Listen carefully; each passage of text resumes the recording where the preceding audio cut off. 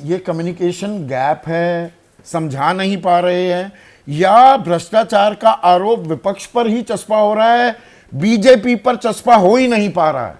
तमाम साक्ष्यों के बावजूद ये सवाल विपक्ष लगातार उठा रहा है।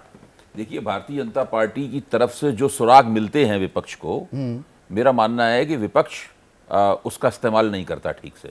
अभी देखिए, निर्मला सीतारमण ने, जो देश की वित्त मंत्री हैं, और मैं उनकी प्रशंसा भी करूंगा वहां पे, उन्होंने बेबाकी से ये कहा कि मैं चुनाव नहीं लड़ सकती लोकसभा का तमिलनाडु से या आंध्र प्रदेश से, क्योंकि I don't have that kind of money, that type of money. मेरे ख्याल से यही सेंटेंस था। तो सवाल ये है कि ये दैट टाइप ऑफ मनी क्या है? एक तो वित्त मंत्री ने ये मान लिया 95 लाख की जो सीमा बना रखी है उतने में चुनाव लड़ा नहीं जा सकता। ये दैट टाइप ऑफ मनी क्या है? वित्त मंत्री मान रही है। मतलब भाजपा के जो नेता या जो भी जिन लोगों को टिकट मिला है, जो चुनाव लड़ रहे हैं, उनके पास दैट टाइप ऑफ मनी है। तो विपक्ष ने, ये सीधे सीधे विपक्ष के लिए एक निमंत्रण था कि आप आइए, इस मुद्दे को उठाइए और पूछिए कि भाई वो that type of money Bhajpa के जिन नेताओं के पास है। और निर्मला सीतारमण की तारीफ करनी चाहिए थी, भाई उन्होंने बेबाकी से ये बात कही, उन्होंने एक सच्चाई का बयान दिया। लेकिन विपक्ष की तरफ से ये मुद्दा जिस तरह से उठाया जाना चाहिए था, नहीं उठाया गया। विपक्ष तो ये कह रहा है विज्ञापन नहीं दे पा रहे, हम तो रेल में नहीं भेज पा रहे नेताओं को, फ्लाइट में नहीं भेज पा रहे, भाई ये जेब में नहीं है पैसे, चुनाव लड़ेंगे कैसे? मैं मुद्दे को और जो क्लू मिला है आपको उसको पिक करने का, उसको पकड़ने की बात कह रहा हूं। मेरा कहना यह है कि जितनी बुलंद आवाज में, जितने योजना पूर्वक, जितने प्रभावी तरीके से यह सवाल जनता के बीच में ले जाया जाना चाहिए, विपक्ष उसका 50% क्या, मैं समझता हूं 25-30% भी नहीं कर रहा है। तो ये विपक्ष की नाकामी है या बेजा इस्तेमाल है सत्ता के पावर का, उसके बल का? नरेंद्र मोदी की सरकार सत्ता के बेजा इस्तेमाल की उस्ताद है। जो पार्टी सत्ता में होती है वो कुछ ना कुछ ये काम जरूर करती है। नरेंद्र मोदी ने उसको एक नए चरण में पहुंचा दिया, ये सही बात है।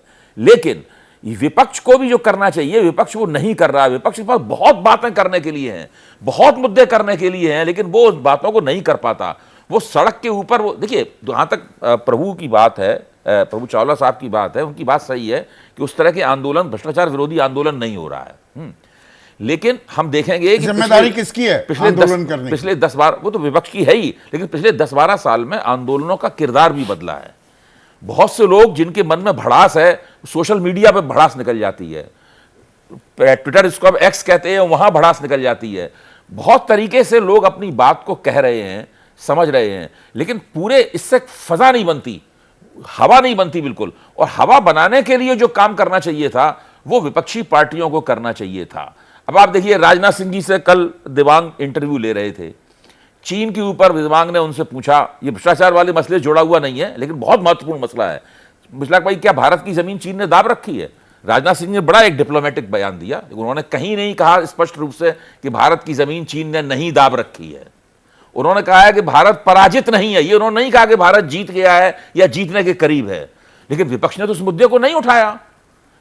सोनिया गांधी ने जो 9 मुद्दे पटना की मीटिंग के बाद भेजे थे, संधि एक, अब देखिए, आप दिबांग के ही शो को और प्रमोट करने लगे। कल मेरे साथ मल्लिकार्जुन खड़गे कांग्रेस के राष्ट्रीय अध्यक्ष थे और ये सवाल निर्मला सीतारमण वाला मैंने उनसे पूछा। बिल्कुल, मैं सुन रहा था, वो सवाल पूछा और जो असल आम आदमी को संदेश देना चाहिए वो नहीं दे पा रहे। हुजूर वाला, मैं दिबांग का भी श्रोता हूं और आपका भी श्रोता हूं। मेरा निवेदन सिर्फ ये है कि ये तमाम मुद्दे बहुत ही सब्सटेंशियल, बहुत बड़े, बहुत महत्वपूर्ण मुद्दे हैं। इन मुद्दों को दिबांग ने कहा कि बहुत ही सरल भाषा में जनता तक पहुंचाना चाहिए। इसके लिए बहुत सारे तरीके हैं भाई। आप भ्रष्टाचार बड़ा मुद्दा है क्या? सवाल यहां पर अब ये भी आ जाता है, बहुत बड़ा मुद्दा है। जो बातें वो मशीन रख के नाटकीयता के साथ कही जा रही थी, इन बातों को बहुत पहले ही करोड़ों पर्चे देश में बांट देने चाहिए थे। न जाने आप कह रहे हैं कि पत्र लिख देने चाहिए थे। 24 अकबर रोड पर वॉशिंग मशीन लगाने के बजाय सड़क पर लेकर बैठ जाएंगे। वही मैं कह रहा हूं, करोड़ों पर्चे इस देश में बांट देना। हर आदमी के हाथ में पर्चा होता, सड़क पर पड़े होते, लोग पर्चा उठाते, करे इसमें क्या लिखा हुआ है। दीवारें पोस्टरों से भर जानी चाहिए, मतलब ये सब नहीं किया गया। जैसे ही घड़ी का काटा दोपहर 2:30 पे आए, बबीता जी का दिल सास बहू साजिश के लिए मचल जाए। और ये है इनकी बहू, पूरे दिन ऑफिस की टेंशन हो जाए गॉन जब ये करें अपना फेवरेट शो फ्री टाइम पे ऑन। इनकी तरह आप भी देखें अपना फेवरेट शो अपने टाइम पर और डाउनलोड कीजिए एबीपी लाइव ऐप अपने स्मार्ट टीवी पर।